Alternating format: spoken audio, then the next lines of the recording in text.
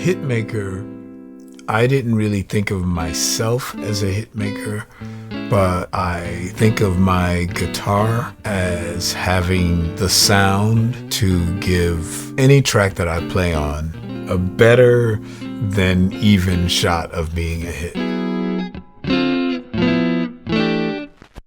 Of course, that's all just made up stuff, but that's how I think of it.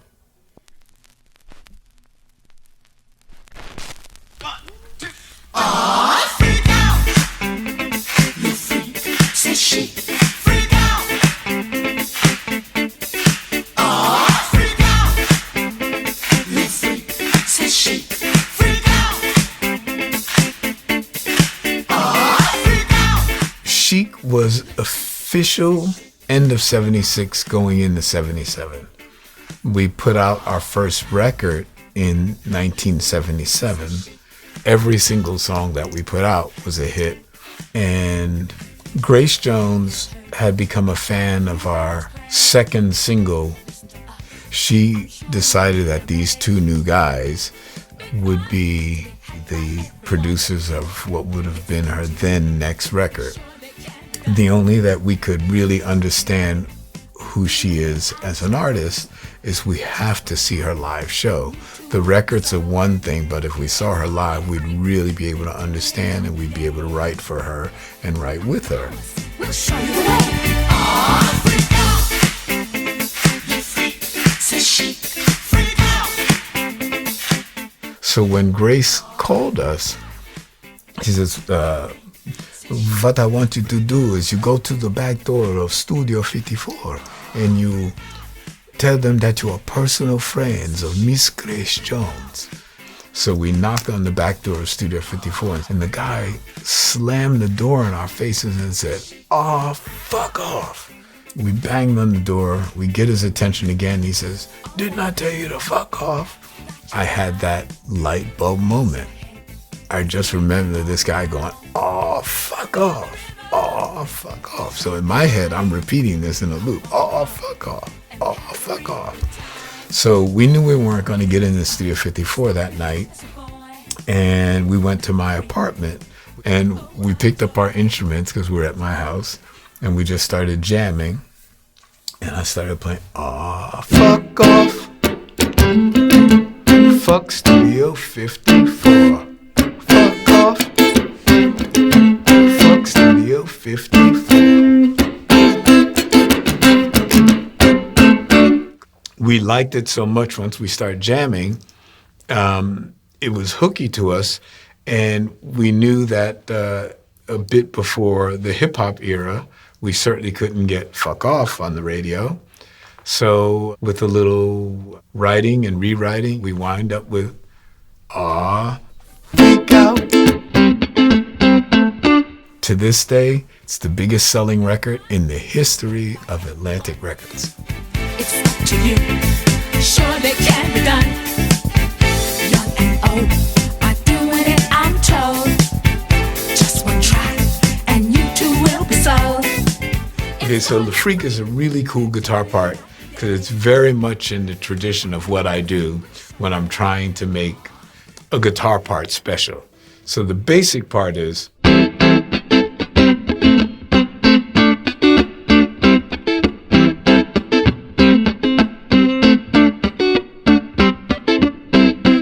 but what makes it Le Freak is by going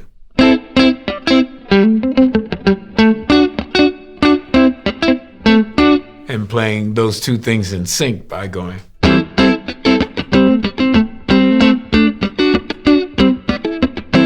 And believe it or not, Le Freak, say Chic didn't come in until the recording session. Luther Vandross came in and said, "Hey, that's a pretty big space. Why don't you try something different there?" And Bernard went, "Le Freak, say Chic." And we just stuck it in and it worked. Le freak, c'est chic. So I found this guitar, the original Hitmaker, in 1973. It was not white. Since I was a Hendrix fanatic, I wanted it to be white. So I took it back to my shop and stripped it and painted it white. Since we were a very new band, I wanted to do something that was a little bit more show businessy. So I put this reflective pick guard on it because the lights, when they would shine the spots at us, I could actually take the guitar and shine it back at the people in the audience. And then I put these speed knobs on because there were quite a few songs in those days that would have that kind of effect. And since we were a cover band mainly, we needed to be able to do that effect.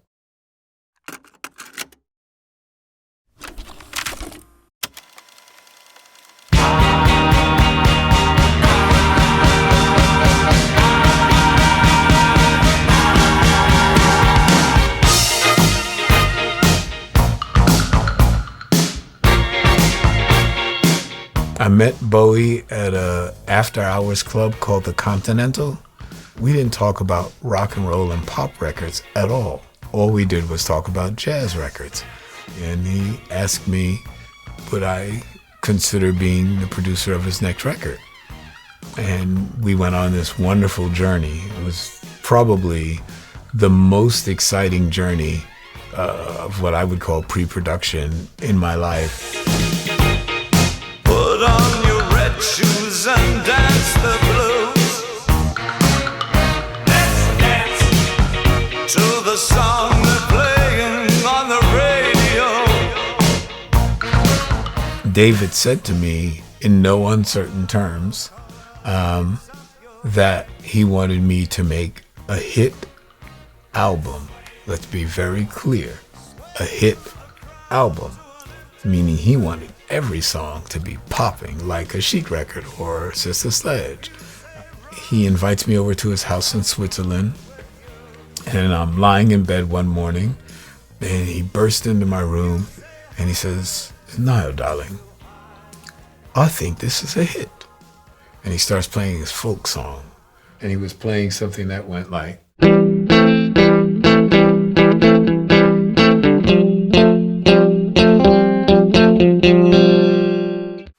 and he played this for me, and I just thought that he was actually trying to test me to see if I was a sycophant. I said, hey, David, can I do an arrangement on that?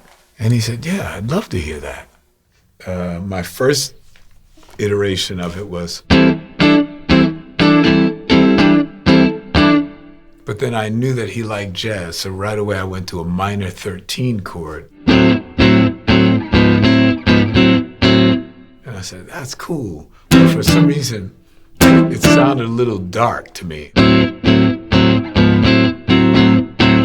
Then I just decided, hey, what if I moved it up a half step? And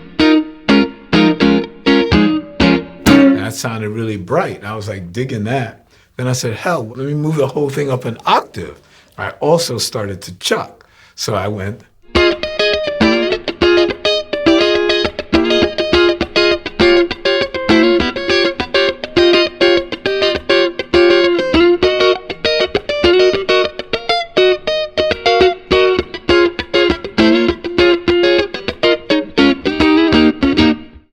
when we go into the studio and we count it off, within a few seconds that groove kicks in and I knew I had it.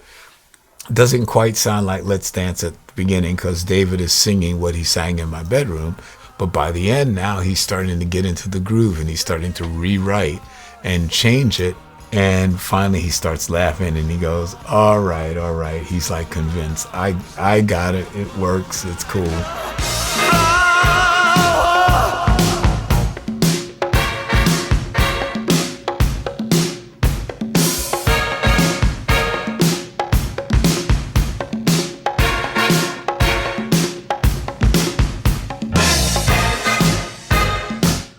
David and I happened to walk into the control room when Bob Clearmountain was setting up the various delays for the various things that he would throw to.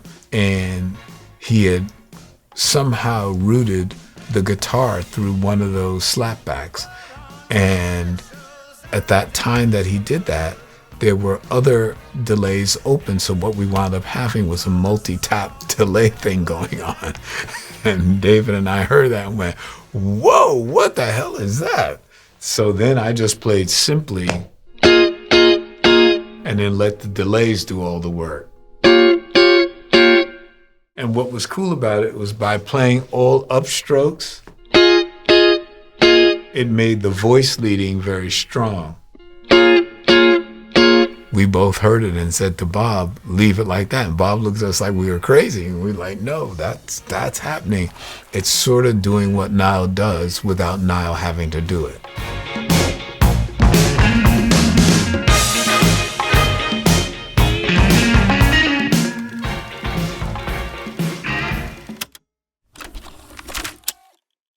People call me to collaborate, and the one thing that I feel really confident about is that I'm never without a musical idea. It could be anything. I always believe that I have a musical element to add to whatever I'm called for.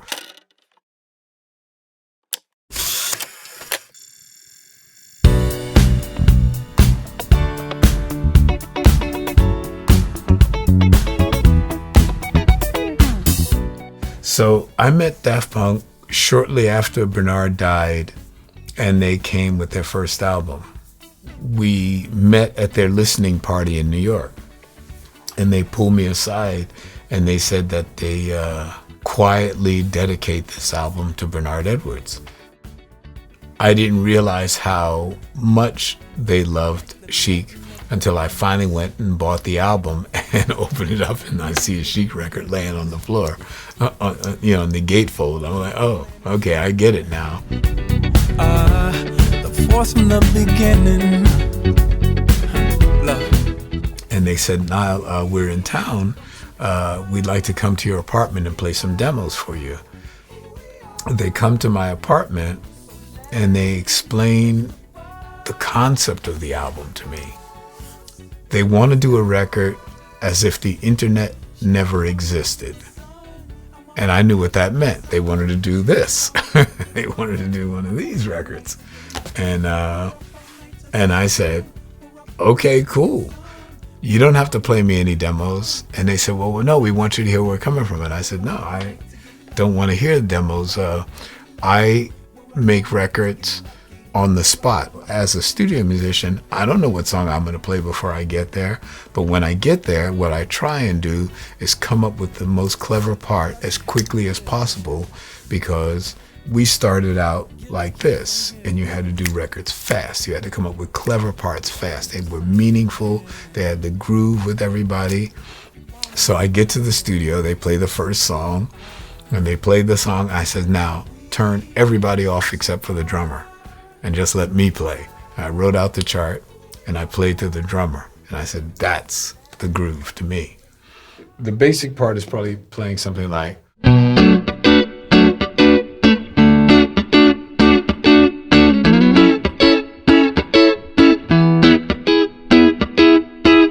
then probably the next one is probably playing something like,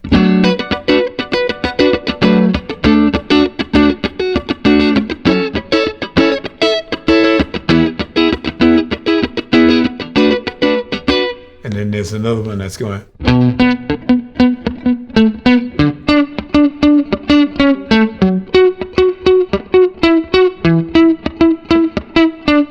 and that's actually where the chorus came from. That's where Get Lucky comes from, because the song wasn't called Get Lucky when I played it. It was just whatever, track number 5 or something.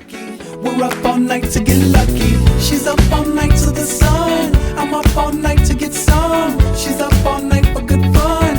I'm up all night to get lucky. We're up all night to the sun. We're up all night to get some. We're up all night for good fun. We're up all night to get lucky. I grew up never ever thinking that my name would be on a model of a guitar, and that my sound would represent a model of a guitar, and that the way that I chose to set up and design it for my personal use that it could mean something to someone else. Fender's become, in my mind, the great workhorse guitar. When I switched to a Strat, my world changed.